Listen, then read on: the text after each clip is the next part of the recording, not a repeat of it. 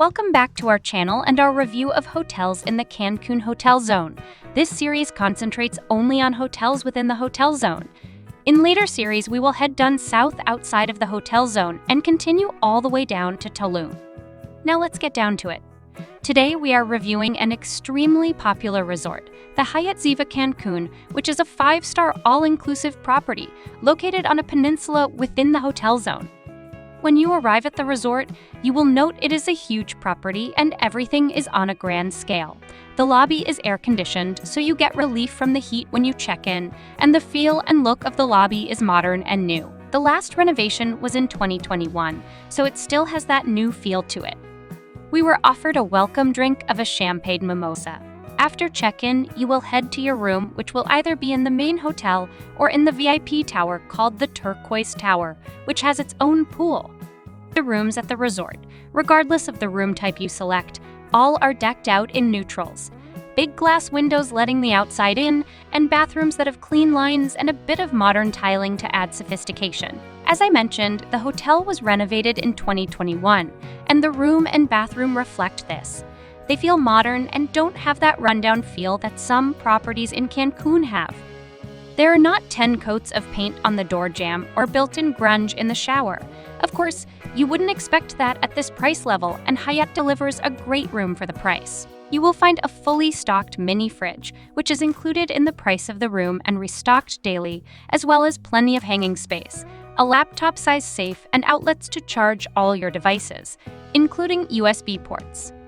Truth, they could have used more outlets for charging devices, but that was my only complaint about the room. My room looked out over the dolphin pools, so I got to enjoy watching feeding time every day. It was an unexpected location, as I had not paid extra for the view, but ended up really enjoying it. After you get settled in your room, you should head outside to the pool deck and explore all the options available to you. The main pool is huge and has plenty of seating, or you can head to either one of their beaches. The great thing about having the two different beaches is that if one is getting the wind and there is chop in the water, you can head across to the other beach, which should be sheltered from the wind and provide calmer waters. If you haven't been to Cancun before, be prepared to love the water temperatures of the ocean. I didn't bother with the pool at all and spent most of my time in the ocean. All the water toys are included in your room price. There are some things that cost extra at the resort, like the spa or swimming with the dolphins. But for the most part, if you see it, it is free. A lot of activities happen around the pool, like water aerobics on stand-up paddle boards, or for those looking for tamer activities, bingo and bracelet making are available. The gym is well equipped and free for use by the hotel guests, or you can spend a day in the hotel spa if you are willing to spend extra.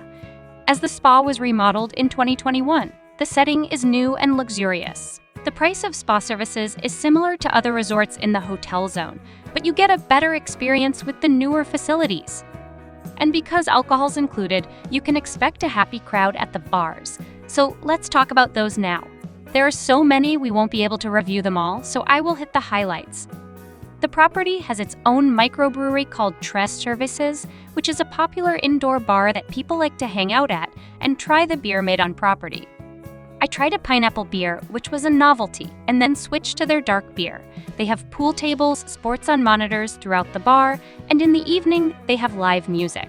This is one of 2 bars that start to really pick up in the evening if you are looking for some fun.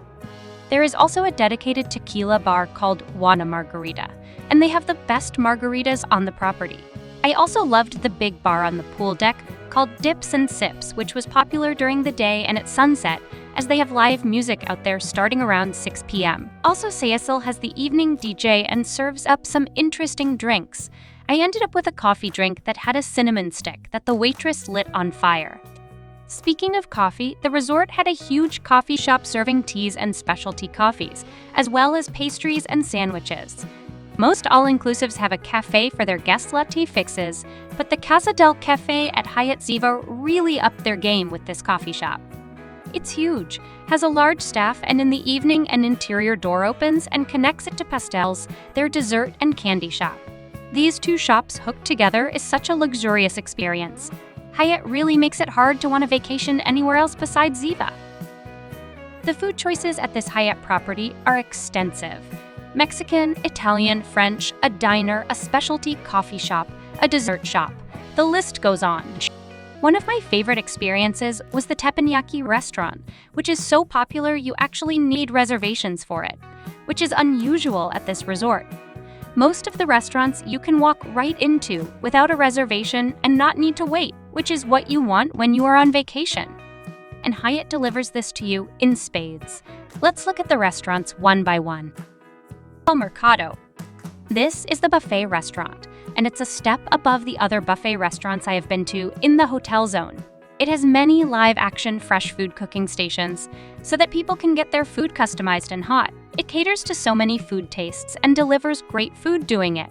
They had Asian food, sushi, Mexican, Italian, vegan food, gluten-free foods, and more. What was great about this buffet, other than the food being super diverse and delicious, is that they really catered to the family experience. They had an area set aside with a play structure, and over in that section, they set up the food for kids. I have seen some winter kids buffets before, and this was definitely one of them, but I had never seen one that made homemade baby foods for infants. They had pureed vegetables and fruits available to feed babies, as well as colorful kid-friendly foods and candy and desserts galore.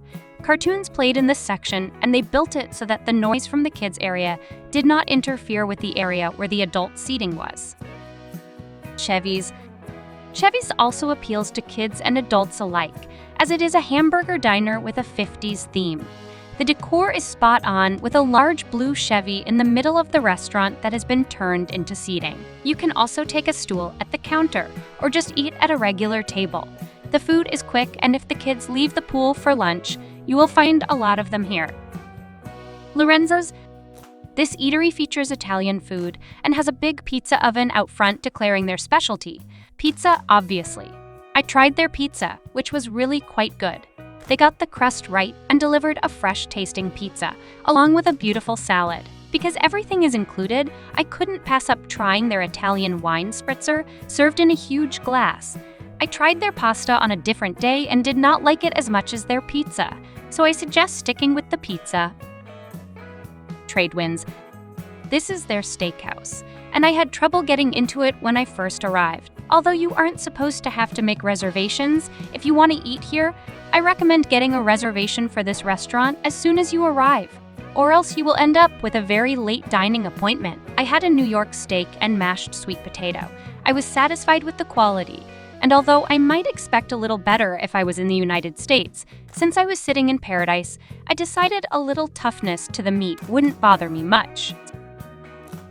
Habaneros. This spot has location. It sits on the tip of the property looking out over the beach, and it is postcard beautiful. The menu is simple tacos and fish, and it is quite good. The resort, as should surprise no one, does really great tacos, and I tend to always order tacos. I got a pork, chicken, and a shrimp tacos, and the pork was my favorite. I like dining here at sunset, and if it doesn't fit into your plans, you can at least come down at sunset and sit on one of their swings in the bar and enjoy a happy hour drink. Mongate. This is the Asian restaurant that you need reservations for if you want to eat at the teppanyaki tables. They have a setup I hadn't seen before, with one really long grill that has 4 chefs working on it spaced apart so that they service 8 or so customers each. They all start at the same time, and you can usually watch the cooking techniques of 2 different chefs at once if you are sitting in a good seat. The traditional items are served: a cooked protein, fried rice, and grilled vegetables. I do have to warn you, with all that cooking, it gets hot in there, so order whatever drink you might want and an extra one on the side to keep hydrated. The waitress only offered drinks once during my service, so after I left, I quickly went to the nearest bar for a cool drink. La Bastille. This restaurant surprised me. I wasn't expecting to like it as much as I did. Not only is it beautiful, but the service was exceptional, and the food surpassed my expectations. I did ask the waiter for his recommendations and followed his advice, and I don't know if that made a difference or not, but I was really happy with my food choices. I had the French onion soup that came out with a puffed layer of cheesy pastry on it, and it just wowed me. Then I had the shrimp, and it was excellent. The Hyatt really does shrimp well at this property. Keeping in theme, I had a French cocktail in an elegant glass. Pop-up food stations. Lastly, the resort sets up pop-up food vendors during the day, including stalls for hamburgers, tacos, crepes, churros, and pizza. Some of my favorite food memories came from these food stalls. The taco truck served up amazing tacos, but also grilled huge shrimp that I have never seen before at any of the all-inclusive resorts in Cancun. The jumbo shrimp really made the food at this property stand out, especially since the shrimp were bigger than I get in the States. So, who is this resort for? It actually appeals to many as it can provide a family holiday. Can also provide an adults-only holiday if you stay in the Turquoise Tower. The food quality and choice are great for an all-inclusive, but not up to true foodie standards. At $566 for 2 people per night, which is what I paid for my standard room, this resort will price many people out. But for families who can get their kids in for free with each paying adult, it might not be as expensive as it seems. Look out for the kids' stay-free offers at many of the resorts in the Hotel Zone. And that wraps up this review of the Hyatt Ziva Cancun. We drop new content weekly, so check back next week for a new hotel review from the Hotel Zone.